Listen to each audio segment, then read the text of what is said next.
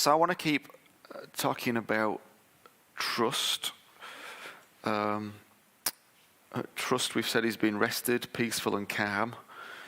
When all around you a storm is raging, trusting is about resting in Jesus. John 14 verse 1 says, "Do not let your hearts be troubled, trust in God, trust also in me." And so one of the ways I described trust you was to think of it as giving someone else something that's valuable to you. But when we ask ourselves whether we trust someone, we're really asking whether they will treat this thing we have given them in the way that we would treat it. So I brought my little teddy bear along, you might remember, and we talked about things that are precious and valuable, and we said that somebody's trustworthy if they take care of this thing that's valuable in the same way that I would take care of it. That's a measure of trustworthiness. And I think I've got that there actually, Matt. Someone who is trustworthy is someone who will look after our treasures in the same way we look after them. And I want to talk about a little bit about trusting yourself, and then I want to explore trust in our relationships and how we rebuild it in other people at another time. But this morning I want to speak into the thought of trusting yourself. And we're going to do that by exploring, first of all, you trust in another person, and then relate that back to trusting in Jesus. So we're going to go on a bit of a circular route this morning. We're going to start out with trusting in Jesus, and we're going to talk a little bit about this idea of trusting each other, but we're going to end up being back at Jesus because it's the only really place that you can start and end with. But we're starting with this truth that trouble eases when we trust in God.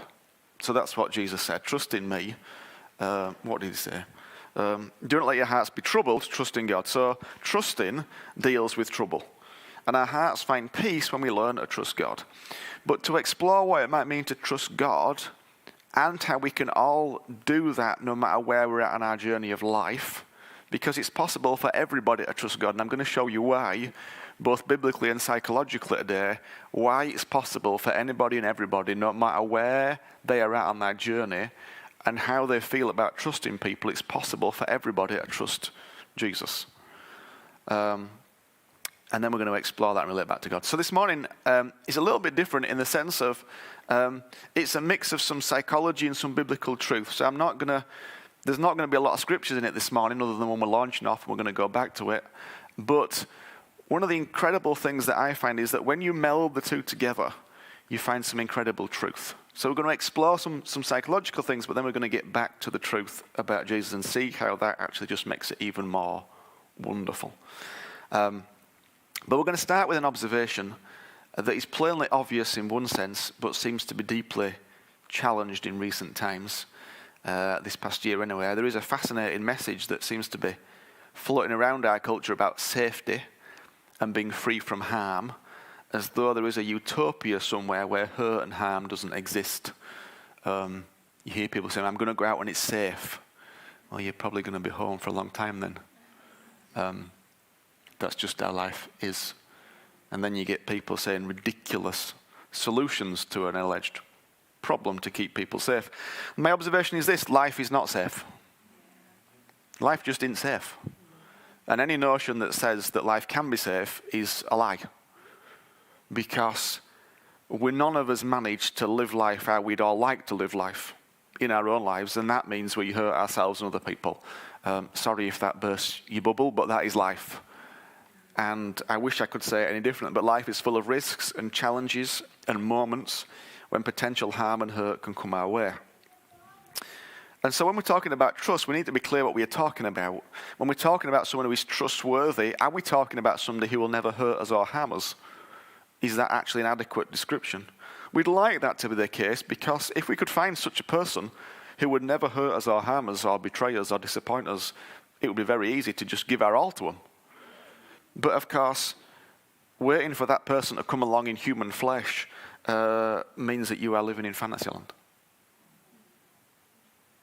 You just are living in fantasy land if you believe there is somebody on the earth who will never hurt you or harm you.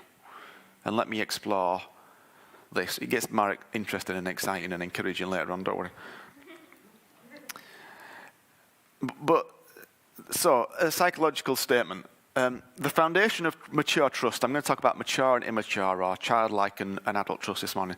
The foundation of mature trust is not trusting that the other person won't hurt us, but rather a trust that whatever happens, I'll get through this. So psychologically, the idea of a mature person who is trusting in a mature relationship is not, I'm trusting this person won't hurt me, because that is a misplaced trust. It's trusting that even if they hurt me, I'll be okay. That's actually a proper basis for a trusting relationship. Because most of us don't start there. Most of us start with, I hope this person won't hurt me and I'll trust them until they do. That's where most of us start. And then we find out they're human, like us, so we get hurt, and then we wonder what to do with that as though it's a shock and a surprise. So this is a psychology, and essentially it's a belief that as an individual I trust myself to survive even if something goes wrong. In other words, I trust some intrinsic power within me to survive even if I get hurt, which is, of course, wonderful. But it's even more wonderful when you understand that Jesus is very real and you don't have to trust in your own intrinsic power. Because I would reword that statement to say this: the foundation of mature trust is not trusting the other person won't hurt us, but a trust that whatever happens, I'll trust Jesus in it. That's the foundation of any trusting relationship. Because as a follower of Jesus, or perhaps as somebody who is learning about Jesus, you have something very powerful because you are not on your own. You don't have to trust in your own intrinsic resources or strength or whatever, because actually you can trust in his resources and his strength. And really that's the idea I want to explore this morning, that moving in trusting relationships is more dependent on the extent to which you trust Jesus than it is the extent you trust them. So your trust in Jesus is the most powerful source of moving in relationships. And we're going to expand it. And we're going to talk about mature trust and immature trust, or childlike trust and adult trust. But the foundation of mature trust is not, you will never hurt me. It cannot be. You cannot go into a relationship and go, I'm going to trust you as long as you don't hurt me. Well, you can, but it won't last very long. Because you are human. And you will get things wrong at times. It's got to be, I trust myself and my relationship with Jesus to get me through any of the ways you may hurt me. And then, of course, you would hope, if this is a longer-term relationship, you are going to believe and hope that the other person is in the same place. And when two of you are in the same place, and you're working at this thing, and you're trusting that with Jesus' help, you can make it, then you're in a beautiful place. Because what happens without Jesus is that you just got each other. And when trust gets broken, as we'll explore later on, it's quite difficult to rebuild. Not impossible, but quite difficult. But we must come to a realization that life isn't safe for starters. Relationships are not safe. Not in the sense that safe means you'll never be hurt or harmed. Of course, some people are safer than others. And there is less likelihood of some people hurting you than others. But no one is completely safe in the sense of unable to harm you. Hopefully, of course, it goes without saying we need to use wisdom, because some people are unsafe. And unless we hear very clearly from Jesus, then we should distance ourselves from people who are unsafe and have proven continually to be unsafe. Unless you hear very, very clearly from Jesus that you are meant to stay close to somebody who is continually and consistently hurting you, my kind of default position is you distance yourself. Even if it's just so you can get strong enough to come close again. I don't say you cut them off completely, but it may be that you have to distance yourself to grow strong enough internally so you can love them in a right way. That's called wisdom. So wisdom probably determines that you distance yourself from those who continually hurt you and show no desire to change. But this is interesting because it's also possible to be hurt and to feel hurt even if somebody has done nothing wrong. Lots of children feel hurt when they're disciplined, though their parents have done nothing wrong. Their parents may have disciplined them entirely right, but those children feel hurt because they couldn't do what they wanted to do. So it's possible, and this continues in adult relationships as well, of course. If we are in relationships where we are helping people and helping them grow and helping them learn. I remember there was a time, a number of years ago now, and Paul would stand here and he'd talk about Christiana in Italy and all the wonderful things she was doing. He'd talk about Isaac in America and how fantastic Isaac was, and he'd talk about Harry, and then he'd just stop and never mention me. And I'd be like, well, what about little me? And I was hurt every time. Until I went, why don't you ever mention me? He went, well, when you get it in God, I'll talk about you.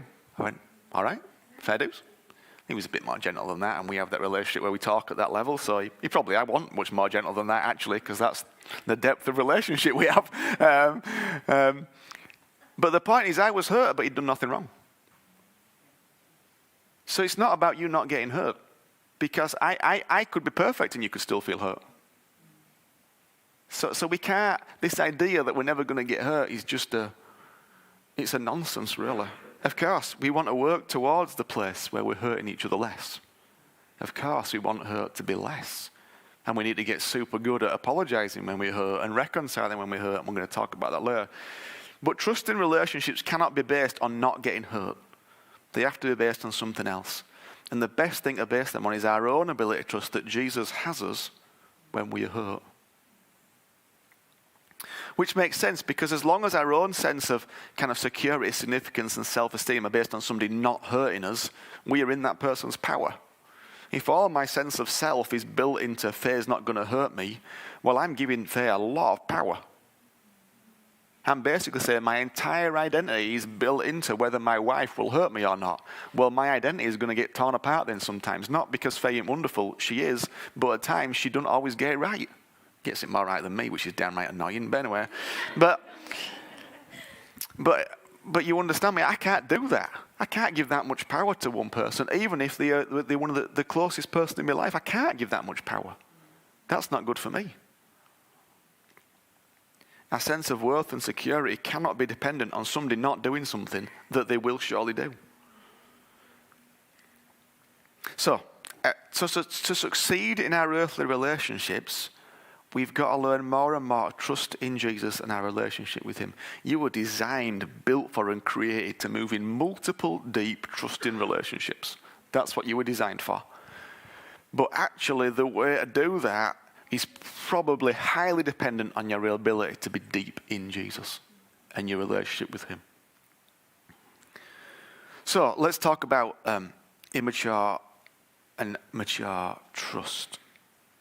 And when I talk about immature trust, so age-wise, you can think of a toddler, for example, a 3-4-year-old. When I talk about these things, they kind of need these sorts of things in place as they're building trust.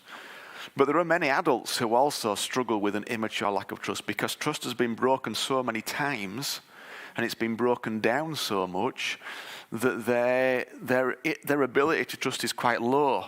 So their trust is childlike almost in that sense. That's not their fault. It's because trust has been broken so many times that they just find it really tough. Some of that's actually neurochemical, because if growing up you didn't have a lot of touch and closeness and trust wasn't built, then oxytocin receptors in your brain don't develop properly, and oxytocin is really important for feeling close to people. So some of it's just neurochemical, that people who had a difficult early childhood find it difficult to trust. And I think all of us, I'm going to talk about 7 different ways in which we kind of receive or we like 7 different things. I can't even think of a good word for it. I'm just going to go for it. But my point is this. Most people will have childlike trust in some places. So nobody's going to be at the end of all these scales. Some of us will feel, yeah, in this area I'm quite childlike, in this area I'm quite like. You might be childlike in a few areas. That's okay.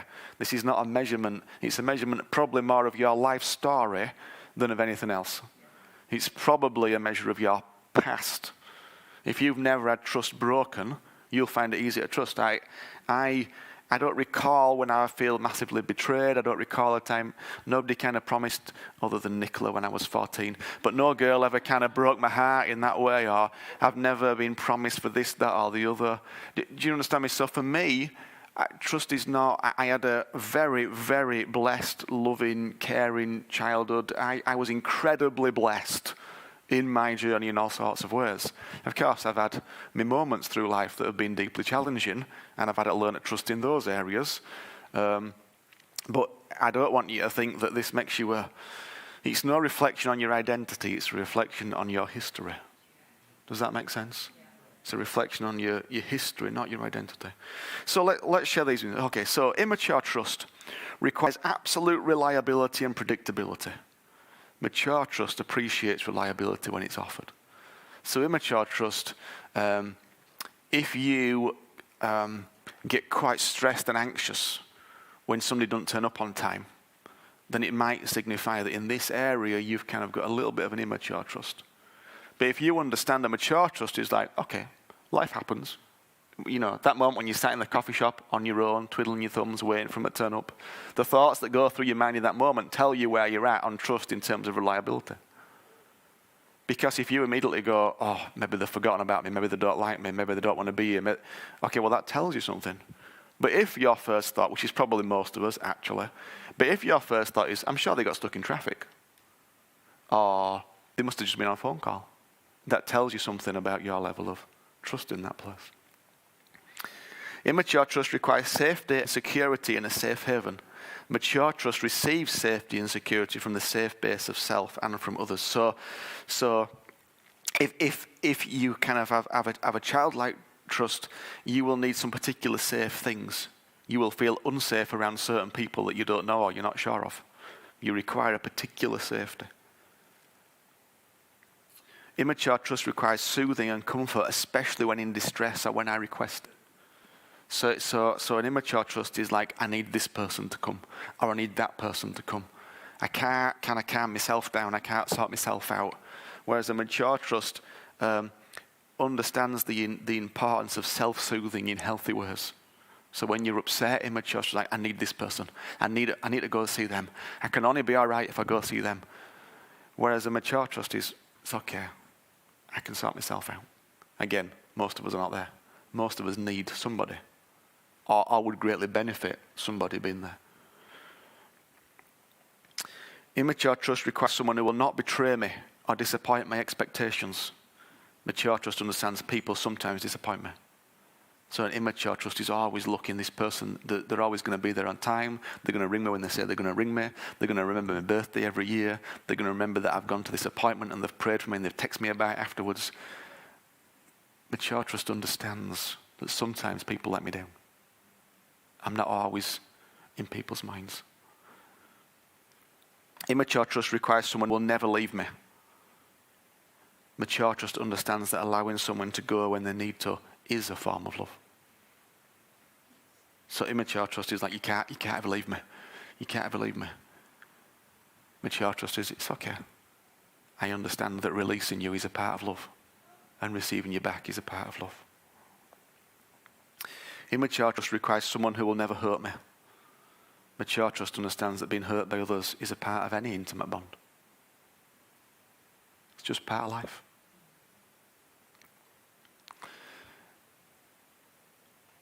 Immature trust requires someone who will be there for me every time I ask. Mature trust understands that when others choose to be there for me, I am blessed that they would choose me.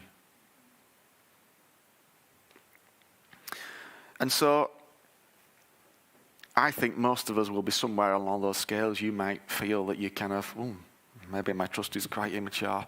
But that's not really the point. The point of sharing you is twofold, as I'll get onto in a minute, or the second one I'll get onto in a minute. The first one is, it's okay. Well, like I always say, what's key is identifying where you are at and then taking it somewhere.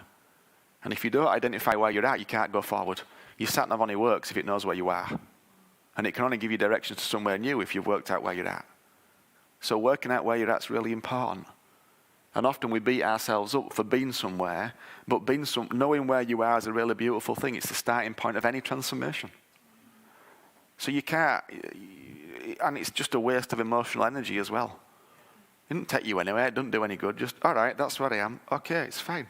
And actually, if you're in that place of realizing, you go, ooh, that touched a nerve, Adam, because that's me. Listen, you will have done a ton of work to get to that point because you've understood yourself and you know yourself, which means you're living vulnerably and openly and honestly, and you've done tons of work to get there. So I love what Phil said about, giving people awards. Actually, anybody right now who is feeling like, oof, that's me and I don't like it. Yeah, but well done. You've recognized it. It might be some people are sat listening going, oh, I'm fine. All right, well, you're not fine. You just haven't done the hard work to understand it. That's the reality. And all of us are moving from immature trust to mature trust. Okay, we've done that bit.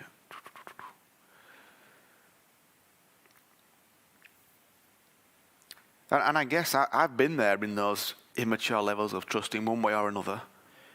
And I guess I've moved into more mature levels of trust in each of those 7 statements. I don't say I'm mature in it, but I've moved into more mature places.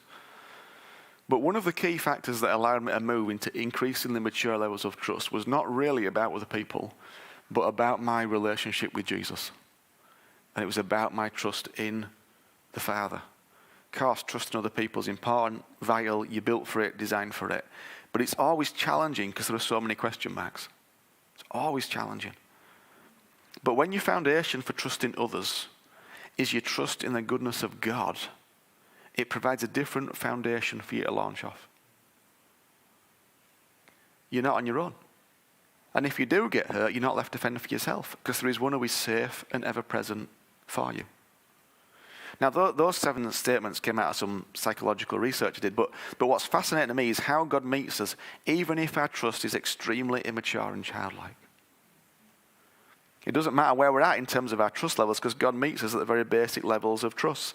According to those lists, childlike trust requires absolute reliability and predictability. It requires safety and security in a safe place, soothing and comfort, especially when in distress. Someone who will not betray me or disappoint me, someone who will never leave me, someone who will never hurt me, someone who will be there for me every time I ask. Ooh, I know a person like that. Because, of course, Jesus is absolute reliability and predictability. Jesus is safety and security. Jesus provides soothing and comfort, especially when we are in distress. Jesus does that. Jesus will not betray us or disappoint us. Jesus will never leave us. Jesus will never hurt us. And Jesus is there every time that we ask. Which is why our trust and relationship with Jesus is so important for our relationships with other people. Because no matter how wonderful you are, or those people around you are, they will at some point hurt you because life is not safe. But even if you only have the most immature level of trust, you can trust Jesus. Even if you are right at the beginning of all those 7 things, then it's okay because Jesus meets you right there. That's the beauty of it. You don't need to do more. You don't need to move, because actually he provides all the things that you need, which nobody else can ever provide. That's why it's got to be primarily about him. I just put that list back up, Matt, that first one. I cannot be absolutely reliable and predictable. I cannot be complete safety and security. I cannot provide soothing and comfort all the time. Next one. I cannot promise that I will never betray you or disappoint you. Actually, I'll do my best to never betray you, but disappoint you I may well do. I can't promise to always be around all the time. I can't promise to be here whenever you call, and neither can anybody else. I can't promise to never hurt you. I don't want to. It's not in my heart, but I'm a human being. And sometimes when I do things that are for your good, you might get hurt. So I can't promise that either. And I can't be promised to be there for you every time I ask. I can't do any of that, but Jesus can. Nobody can do any of that, but he can. So the key person we've got to learn to trust is not our spouse, it's not our friend, it's not our parents, it's not our spiritual parents or brothers or sisters.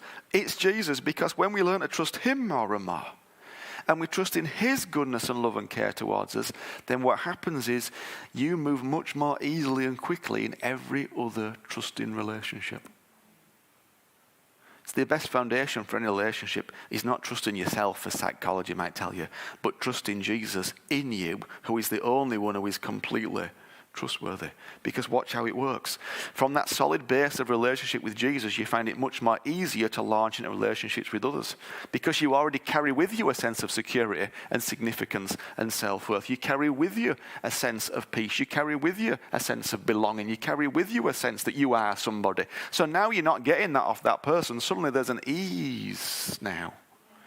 You are not clinging to somebody to provide all you need, because you've already got all you need from Jesus. And now people are going to add on to that the fullness of life that Jesus talked about.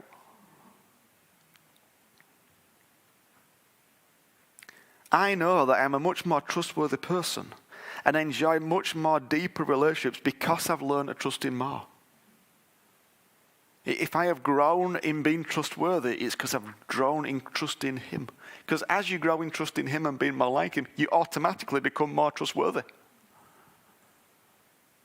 Remember we said trusting is resting. When you learn to rest in his love for you, in his care for you, in his passion and compassion for you, it changes you. It brings you peace and security. And that means you start to live out from a place of peace and security. And when we know some peace and security, we can love people and trust people to depths we never thought possible, because even if they get it wrong or we get it wrong, we are still got that peace in our hearts. So the key to moving in multiple great trusting relationships, as you were designed for, is to learn to live out of just one great trusting relationship with Jesus. So here's a question. Who are you working the hardest to know and trust? Who are you spending most time with? Who are you reading most about? Who are you working the hardest to get to know and relate to? You see, trusting is resting. And as you trust more and more in his love for you, you find that every other relationship becomes lighter and easier and more profound. So to look back to the beginning, as I promised, trust is not letting your heart be troubled, as Jesus said. Do not let your hearts be troubled. Trust also in God and in me. People who are not troubled, who are not agitated, who have inward peace, who are at rest, who are without anxiety and distress, who are not perplexed, make very trustworthy friends, because they have found their peace and security in Jesus. And people who are not troubled in that sense are also very attractive. They're extremely attractive people. So deep friendships come easily. It's just you become like a magnet. The more you become like Jesus, the more magnetic you become. And because you operate from this place of security and peace, the easier you find it to share and trust. So the more that you learn to rest in him, deep friendships come easily, relationships develop quicker, and the hassle and conflict that many people live with on a daily basis just does not exist. But it all starts with learning to rest more and more in the love and grace of Jesus. And when you do, you find the deep, meaningful, trusting relationships you were designed for become much easier to find and to navigate. Much easier. But when we look to our human relationships as our source and our beginning, and then we try and add Jesus on top of that, we get it the wrong way around. It's got to be the other way around. It's got to be Jesus. He's got to be the one. He's got to be the source. He's got to be the foundation. And then when you build on that, it's like you get to enjoy incredible friendships, relationships with all sorts of people at all sorts of depths. But it's got to be the right way around. So if you want to move in deeper trusting relationships, the one relationship you've got to work on is the one with Jesus. And I recognize that doesn't always feel easy, because you can't just go to the Costa with him. I mean, you can't go to Costa with anybody anyway, I recognize that, but hey, that's why we're doing things like Deeper. It's why we're doing things like life groups like we're doing on Wednesday night, to teach you to read the word for yourself more, to give you some tools and insights so that it comes more alive for you. That's why we're doing it. It's no coincidence that we're doing all these things. There is a strategy and a plan and a thought behind it.